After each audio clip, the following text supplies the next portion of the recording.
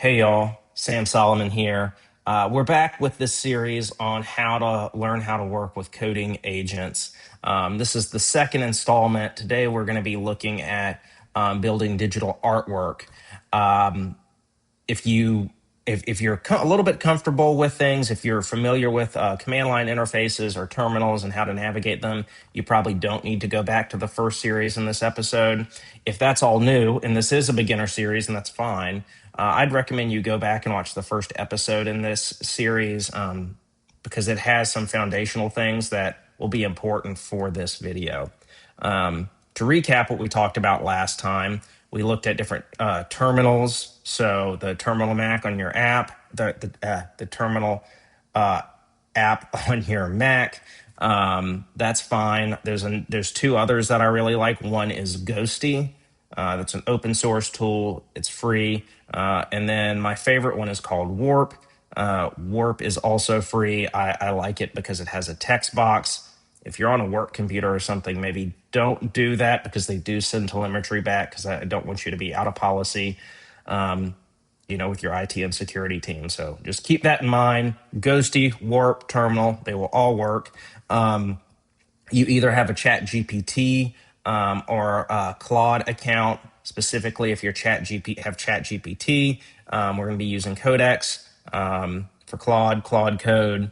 What else did we do? We installed Homebrew. So Homebrew is the software that allows us to basically install and manage other types of software for building applications. We installed something called Node. Node is basically what lets JavaScript run everywhere, not just in the browser. And then we looked at CLI options. So if you have a Claude account, we'll be using Claude Code CLI. If you have an OpenAI Codex account, we'll either be using Codex or OpenCode. Both are really good options. All right, with that said, we're going to get started here. Let's open Warp. And we're in our home directory. Is that right? Yep. I'm going to CD, remember, change directory into developer. That's where I have all my projects. I actually I have this particle smiley in here, which is actually going to be our first project, but I want you to see kind of all of the key commands. So let's ls again, particle smiley, yep, is gone. I'm going to make a new folder for this project. And so that is mkdir, and we're going to call it particle smiley. I'm going to hit enter and then cd particle smiley. Let's go into that folder. And ls, it should be empty. Yep, there's nothing in there. All right. So a couple things I think we should talk about before we get started. I want to, you'll see something. I use a tool called Mac Whisper. Yeah, there it is. And it's basically an onboard voice to text tool. So I downloaded this local model parakeet through Mac Whisper. And any audio or video file I can just drag here and it will transcribe. It will do that locally using the chip in the Mac. So if you have an M series Mac, basically any MacBook that's shipped in the last 5 years, you should be able to use something like this. Don't pay for a monthly subscription tool. I think I paid like $10 for Mac Whisper. I think they have a free version. There's also an open source one called Hex that I've heard really good things about. But it's really useful for transcribing things. But the main thing as it applies to this is voice to text command on the keyboard. So I have this mapped to my FN key. And when I click the FN key, you'll see this little, like these blue lines kind of at the top bouncing around. That's indicating that it's recording my voice. And that is the voice to transcription piece happening. And when I let go of this FN key, it's going to print it into this input where I have the cursor down here. And so that's useful. I go back and forth about how much I use it. I probably say too much which you will find out in this series. But it's a really useful thing. I'm going to try and do it a little bit more because I think for recording tutorials, it's maybe a little bit more engaging and saves a little bit time as opposed to me talking out loud and then you watching me type stuff. So I'm going to type Claude.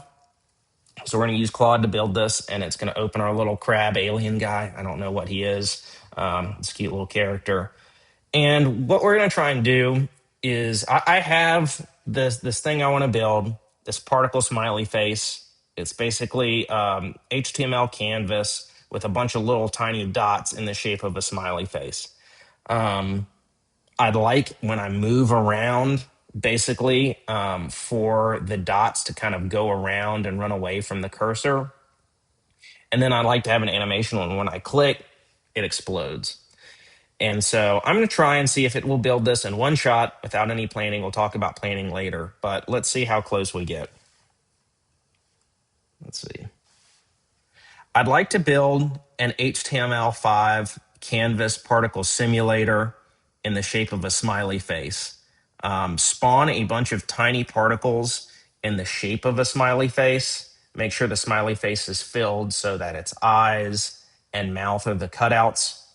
When I move my cursor into the smiley face, the particles should run away, should bounce away from the cursor, and then snap back into place when the cursor leaves the space. When I click, I'd like the particles to explode towards the edge of the screen, kind of in a randomized way. And I'd like them to hit the edge of the screen and bounce off, and then a second later come back and reform the shape of the smiley face. I'd like this to work in both dark and light color modes. This should be a single file project. Don't use any libraries. So we just threw a lot at Claude. I don't know how close this will get. It's a fairly simple project, and as you saw when I deleted it, I've tried it a couple times. If it doesn't one-shot it, that's all right. We'll use that as kind of like a learning experience. But the idea is to just get you playing with, making things. If you've got an idea you want to make, we'll work on finessing things a little bit in the next project. But for this one, just throw something at Claude and see what happens. And a lot of times it'll do pretty cool things. So let's see. Something else I'm going to do here, and I don't know how long this will take, is I am going to try and cut and edit this to speed up the cuts, because as we build bigger projects, it's going to have to go through more files. More files will need to be changed. It's going to take longer. I'm going to either try and cut or adjust some of these things so that we're not just waiting on Claude this whole series, because for your purposes, that is kind of a waste of time. But let's see. It has these thinking words that actually is one of the things I prefer the codecs and open code CLIs, but it is one of the things I appreciate about Claude. Unfortunately, open code is probably my favorite. Unfortunately, if you can use it if you're using Anthropic API keys, but if you're using like a Claude Pro, or one of the Claude Max plans, they don't really allow you to use things outside of their own tooling systems, which is fine. I think they're largely a pretty good value. Something else to consider is the value of each plan. Honestly, for a long time, Claude Code was just a significantly better value. You got to work for much longer and were able to do more things kind of before hitting the like 5-hour limits. I think that's kind of shifted back to OpenAI with ChatGPT or GPT 5.5, which is it's a really good coding model. But it is much less, I think, expensive. You can do more with basically the same amount of tokens. All right, so every now and then you'll see it's just going to create one index file, so I don't expect us to get any more of these, but you'll get like a modal, and that is Claude basically asking permissions to create or edit or view something. So yeah, I'm just going to say for the session, you don't have to you'd worry about creating files. All right, so it's done. We can open index.html in our browser, and we've got a smiley face. And it looks like the items, the little particles run away from it, and it has the cutout eyes.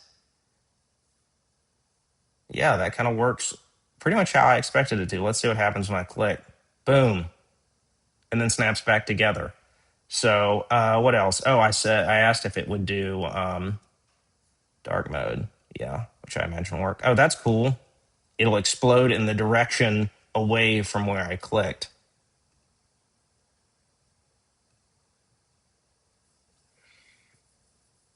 So here's our HTML5 canvas smiley face. And we one-shotted it. That basically means we got this working in one shot. I can still go and make edits and changes. So maybe when it's in light mode, I want it to be use black squares or black particles.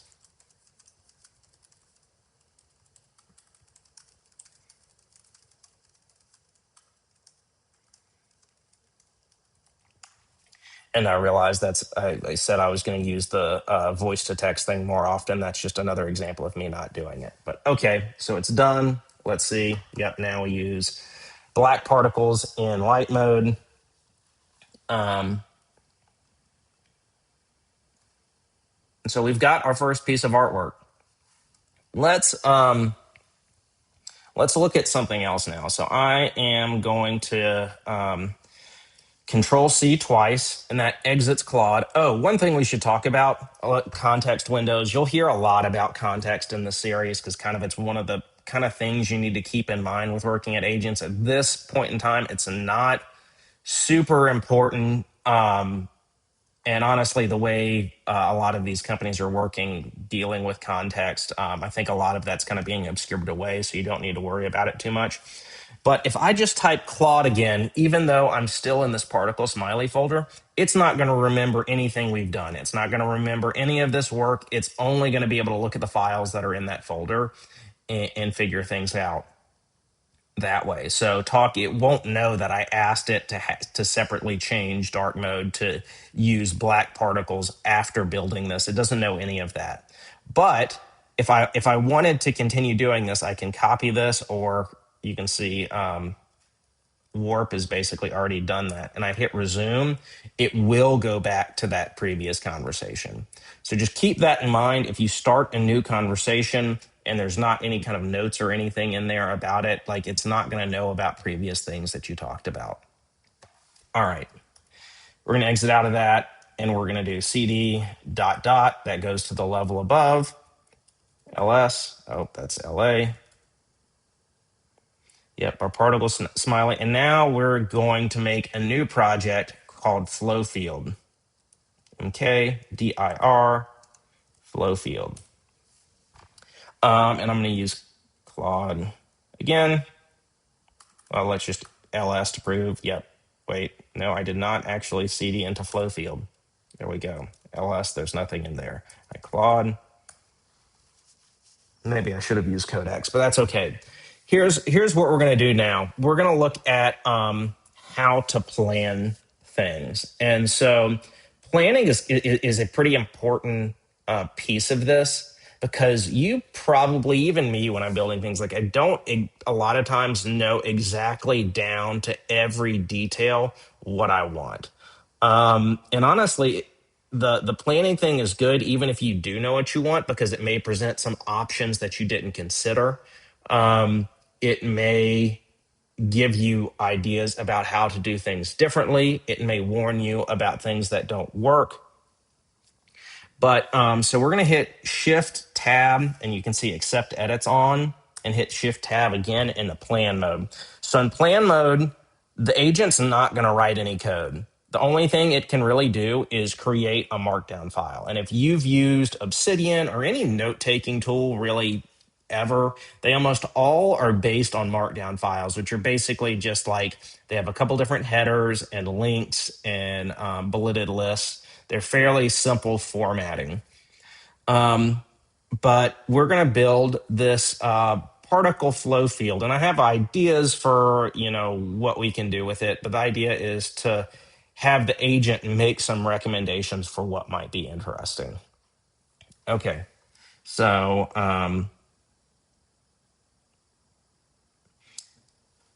I'd like to make an interactive flow field with Perlin noise. I want it to be visually interesting. I'd like it to be interactive and respond to both the mouse movement and mouse clicks. But I don't really know what I want. Can you help me with some options that might be visually interesting?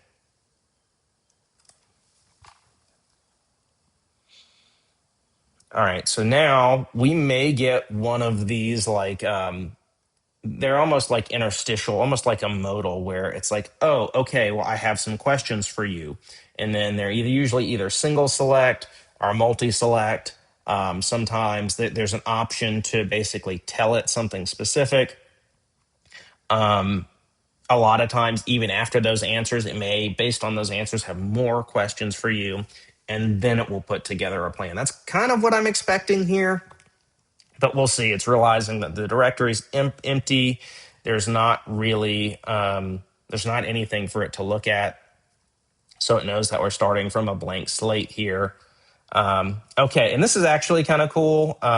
You'll see, like sometimes it also will even try and draw you, like these kind of like code pictures. This is actually a really interesting way to do that. Okay, so glowing particles, that sounds good. Ink color wash. I don't know how good these are. Typographic streams. Living organism swarm. I think glowing particles is what we want, honestly. You'll also notice, so I'm using the arrow keys. Can I click here? Yeah, I can't. I can't use the trackpad or mouse, but I can use the arrow keys to go between this group of questions, and I can use the up and down keys, and I can hit enter to apply. So we're going for the glowy particles. Do we want hover to attract particles? Maybe hover repels particles. Oh, interesting. Click drops of vortex.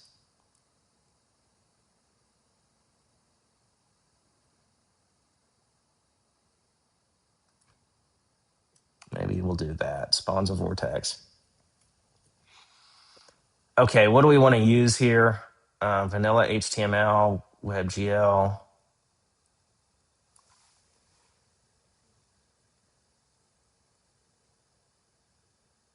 I think, oh, I was going to say this because we want to keep this just a one index file project. So tens of thousands of particles. But I'm kind of interested in the 3JS doing hundreds of thousands of particles. I think for this, one, we'll just go with the recommendation. And then at the end, it'll basically give you your answers back and we'll hit submit. So hopefully it's got enough to go off of now. Like, I don't think I actually in that one told it I wanted it to be a single file project.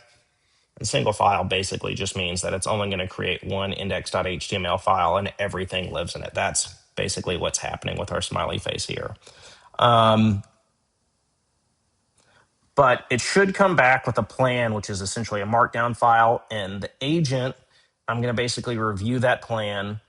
I'm probably going to do whatever it says here. But if this was a project, I want to make sure that there's not any misunderstandings because the agent will still try and do largely what is based on that plan. So you've got to make sure what is in your head and in that plan kind of match. Okay, so it's printed the plan here. Single interactive flow field from scratch. Visually striking glowing particles in black aesthetic. Hover and click. It's talking about stuff, the deliverable. And these are specifics about the visual approach. Okay, I'm just going to tell it to go. Typically, when you have a plan together, it will basically have these options. So if I hit yes and auto accept edits, it's basically going to switch it to auto accept mode, which basically it's going to ask you to do less things. Manual approve edits means like when we're going to get something like, do you want to create this index file? I don't really use UltraPlan, but it opens like the web browser and gives you more planning stuff. Like typically, if I need to add more or want to make a change to the plan, I just do tell Claude what to change. But let's hit yes. We're going to auto accept permissions. And so this, I auto accept. There's like thresholds. You saw the like dangerously bypass permissions. That is typically like let Claude do what it wants. For project, most of my projects, that's what I use. They do have a new what they call like auto mode, but it takes more tokens. I've honestly been okay with dangerously accepts permission. The only thing I have had issues with when I'm working with larger projects is sometimes it convinces itself it's a good idea to drop a database. That sucks. That is the worst thing that can happen. So typically I do have language in, we haven't talked about Claude or agent.md files. That's basically like, do not drop any databases under any reason. Communicate with me if you think that that's something that you need to do. Again, for this, there's no databases. It's a small project. There's whether accepting or doing whatever edits is fine. We'll talk more about dangerously accept permissions.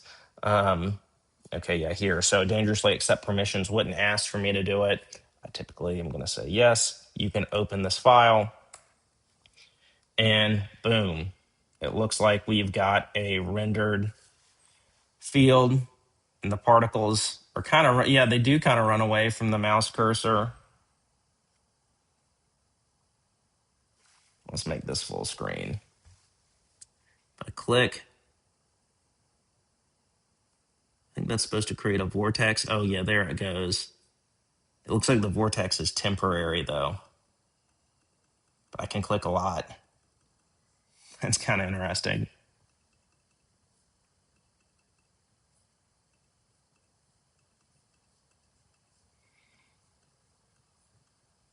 All right. So I think that's about all I wanted to cover in this video. Again, I hope that this is kind of a way to see how you can start building things. We built our Smiley in one shot, but maybe you don't always know exactly what you want to build, exactly what you want your artwork to be.